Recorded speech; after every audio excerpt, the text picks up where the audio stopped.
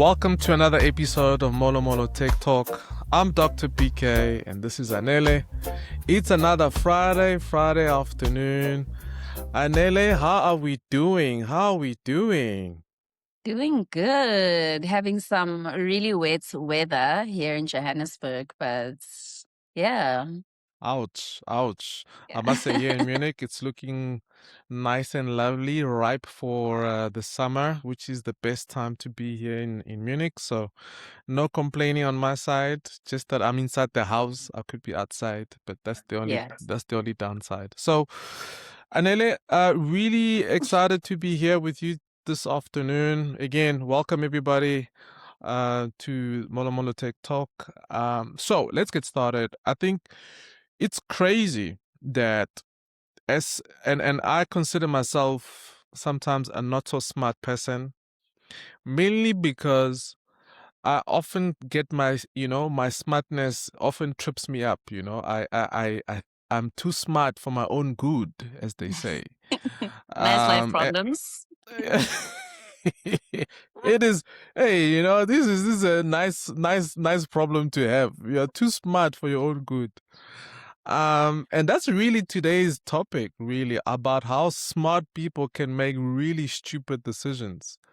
And really kind of the system thinking behind it. So let's get into kind of the specifics, okay? And I'm going to share my screen, and hopefully everybody can kind of understand what's really happening. So, there in July 19th, 2024, and I'll share my screen. There was a specific outage where it was called Blue Friday, right? Blue Friday. And essentially what happened here is a cybersecurity company that is, in a way, holds monopoly. Can you imagine? Holds monopoly around doing cybersecurity updates for Windows, Microsoft Windows. And guess what? For at least half of Fortune 500 companies in the New York Stock Exchange is done by this company. This company, essentially CrowdStrike, did an update, and all the screens of all these high execs went blue. Blue meaning 0% access. Everything was down. And the question, of course, of the aftermath was what happened, right?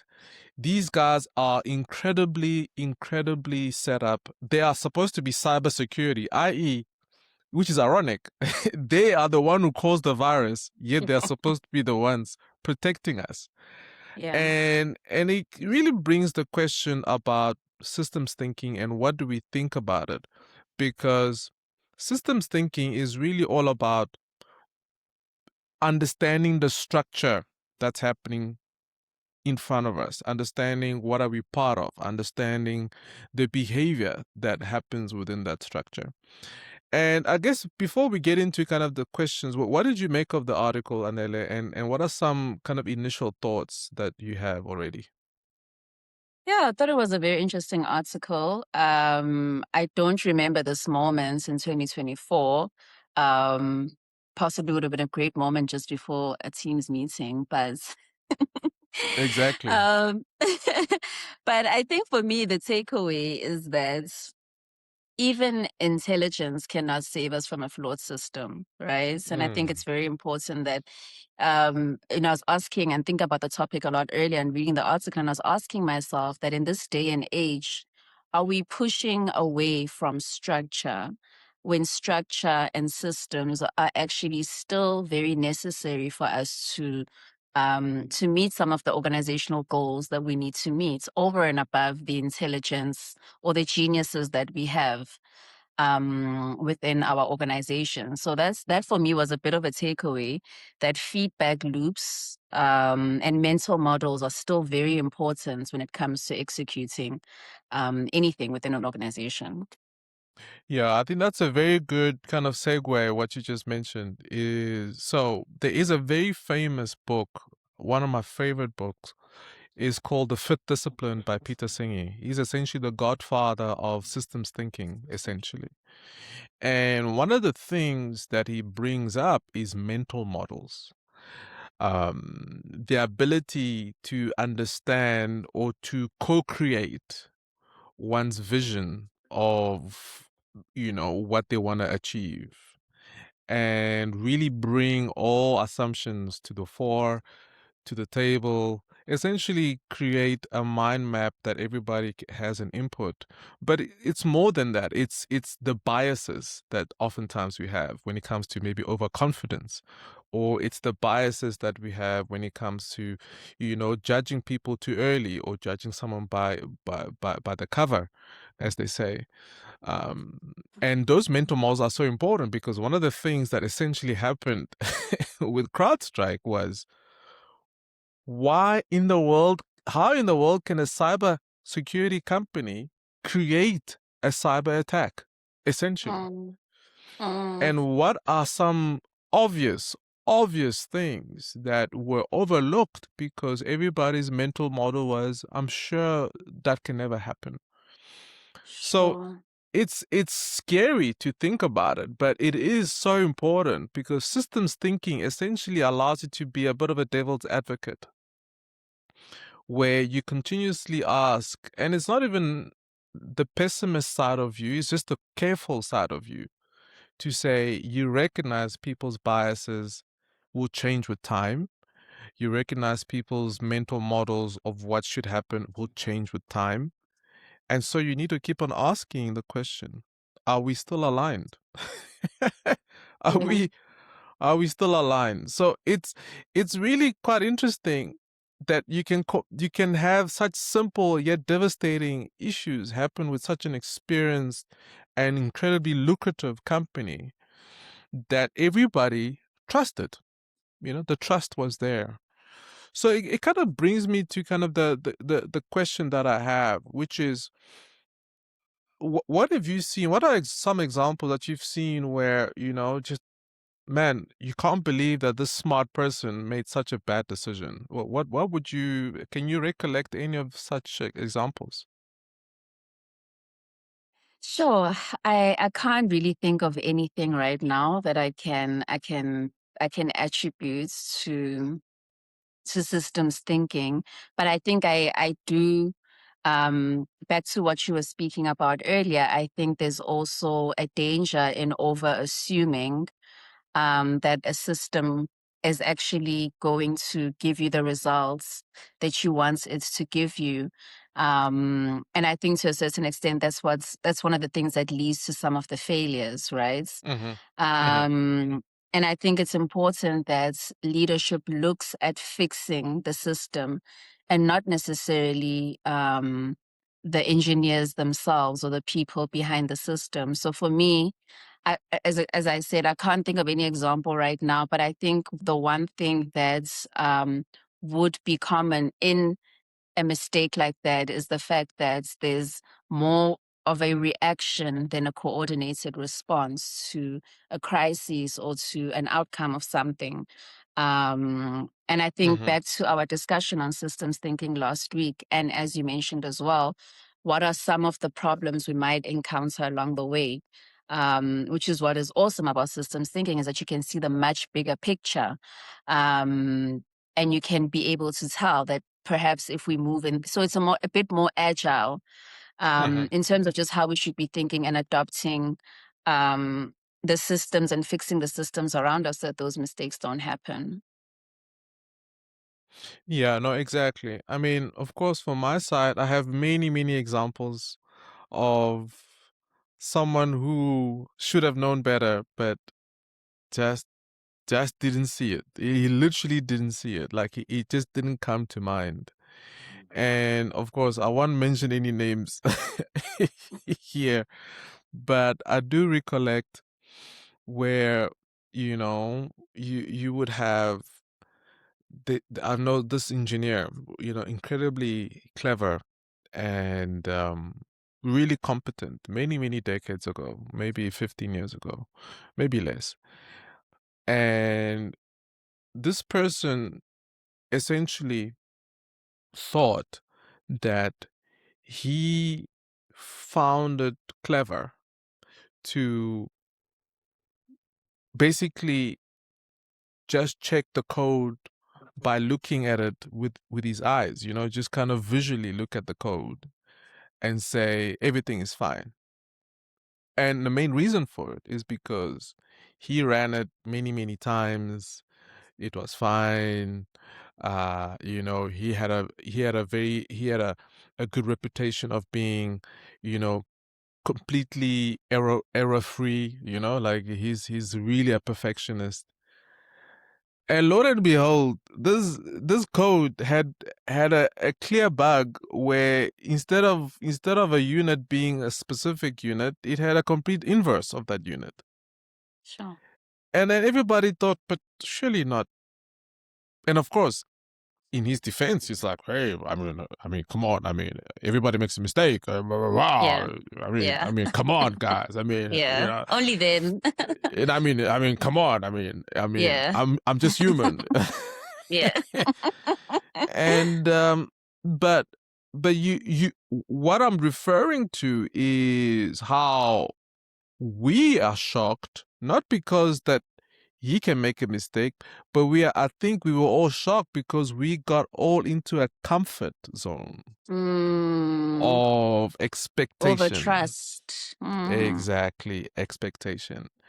Yeah. And this is exactly the story, and that's why systems thinking is so important, because it's a discipline that essentially tells us always check, always ask the Mm. questions, always ask. And it Mm. may seem like a dumb question, but ask anyway. Did we Sure. check this, guys? Where's Mm. the report? Can I just have a look?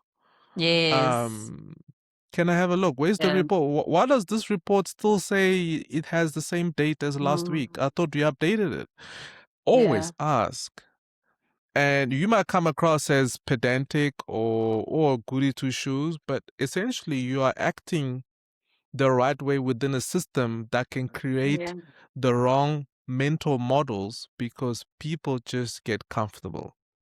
Yeah, yeah. People just get And comfortable. I think you mentioned something important about, this over trust, which is then back again to even geniuses can fail if they work within a system that's not set up for them for success. Okay, if I can think of a loose example outside of the article, as you were talking, I started thinking about engineers, but like structural engineers and civil engineers. And there's a bridge in Cape Town in South Africa there's a road that's unfinished. I think it's a road that's leading into a bridge. I don't know if you've seen it, Mm-mm. but it's right there close to the CBD. And when I think about, so at the end of the bridge, it's obviously now blocked off. Got some homeless people that sleep there from time to time. But when I think about that project and the architect or the civil engineer who was designing it, I don't really know the full story. I know there is a bit of a story, but it's pretty clear that he couldn't finish that bridge. So I'm thinking about all the things that perhaps he might have missed or the company might have missed along the way. Did they do any surveying around the area or whatever other technical things they had to consult with to finish that road? But it's unfinished. It's become a bit of like a landmark if you're getting close to the CBD in Cape Town, but it is an unfinished bridge. So I think that's an example I can think of. Mm-hmm, mm-hmm, mm-hmm. That speaks to the assumptions you know and that over trust that she was speaking about, that even a genius civil engineer can make mistakes by not along the way checking in and making sure that they've got the right they're working within a system that allows them to succeed. Yeah, no, exactly. I mean, there is in systems engineering, there's a word it's called interfacing. Interfacing is a process of unearthing, uncovering what are the various flow of data, flow of information, flow of decision that needs to happen between one component to the next. And the main reason why you do that is because you inherently know that if I don't, there are hidden dynamics that could potentially be fatal. Sure. And And if I don't do that, then fundamentally my assessment of whether I've completed the work is premature, because I don't know what I don't know, because I didn't do the work of unearthing what I don't know. Mm. And that kind of leads me to the next question, which is hidden dynamics in an organization. And this is, again, this article clearly shows that there were some hidden dynamics for such a fault to have propagated across millions of computers around the world. And so I guess the question is, when you think about kind of hidden dynamics that are not always obvious in organizations, what are some things that comes to mind for you?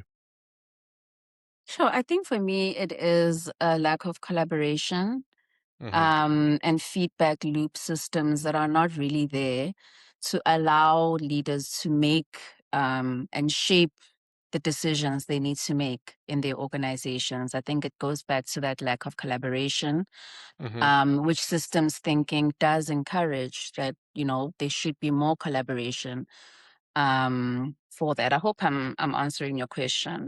Yeah. Yeah, no, all good. I mean, I think that's Yeah. essentially what that is, right? So hidden systems usually are, one would say, is kind of a lack of trust that results in poor collaboration. Of course, maybe poor collaboration is an obvious thing to see, but the trust is not so obvious.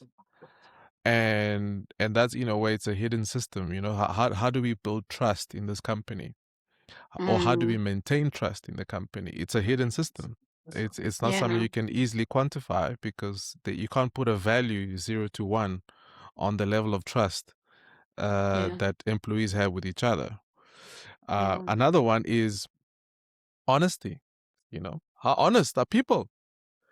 if Sure. if you have a culture of, kind of, people stepping each other's toes, hey man, you'll have liars. Yeah. You will have serious liars, man. I've seen people lie to my face, Anel, to my face. I'm like, my man, that's not true. No, no, it is true. I'm like, hey man, this guy, Yeah. I'm telling you, it's not true. He's like, no, no, Yeah. no, no, no, it can't be. And because Yeah. he was stuck with the mental model that this is how things are done. These are how things Yeah. are done. This is, I mean, I did it, he did it. So what's up? Mm, mm, And mm, these are hidden dynamics. These are things that mm. make or break organizations. Yeah. And and again, systems thinking is there to kind of allow us to unearth these things, to allow us to Yeah. speak about them, and Yeah. and hopefully find a collective solution, right? Yeah. And I think just, what you said about the honesty and I think when the system is not working, leaders find themselves focusing more on the people than the liars. They start focusing on the people and fixing people instead of looking at the system and fixing the system, right? I don't know how the two can work in such a way, and perhaps you can answer this, how the two can work in such a way that the system is moving okay. But I do think leadership needs to look at fixing the system and not find themselves fixing people, because people are people. Yeah, no, exactly. Which essentially leads to kind of the last question regarding, blaming, the blame culture. Because again, a blame culture is an attribute to the system. When people don't have the right questions, or don't have the right answers, usually it's the right questions, then you resort to what comes naturally, which is to blame, which is to kind of, externalize, the culprit, because it can't be me. Surely it can't be me, because I didn't do Mm. anything. I mean, look at me, I'm perfect. Yeah. I'm a genius. I mean, come on, man. I've Yeah. been working this company for 10, 15 years. I've always had accolades. I mean, I've done nothing Yeah. wrong. Yeah. I approved this thing, and everything was fine, and it must be someone Mm. else. Yeah. And And blame culture is so easy, especially under stressful environment, right? So I don't believe people naturally want to blame.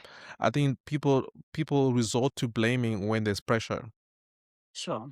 But pressure usually is attributed to lack of kind of good systems that identify the problem, the root cause. So it's allocated to people, and people are overloaded, and the stress happens, and there's a feedback loop. Yeah. So I do think leadership, and this is something that I always try and think about even for myself as I build MoloMolo Tech, and trying to bring a certain culture to the company, is I gotta put myself out there first. I have to. There is no shame. There is no shame in leadership to say, guys, my bad. Yeah. That's my bad. I Yeah. take full responsibility. I should have known. I should have asked. I should have. And if this costs me my job, then it's a good lesson learned. Yeah. And I think when you do that, whether it's your fault or not, what you're doing essentially, you are essentially saying, guys, let's fail forward. Let's move forward, together. Not you move forward, us as a team. Yeah. So with that said, man, Anele, this has been quite interesting conversation. I mean, geniuses do make mistakes. Geniuses, hey, sometimes, yeah, can give you ding dongs. They give you ding dongs, and I think this was a really, really good conversation on a Friday about leadership and about just understanding what can we do when it comes to systems thinking. I'm Dr. PK. This was Anele. This was another episode of MoloMolo Tech Talk. Thank you so much for watching. Thank you so much for listening. Hopefully this was exciting and fruitful thoughts. Yeah. And hopefully, definitely. yeah, for sure. And hopefully, guys, we will keep the conversation going. Until next time. Ciao.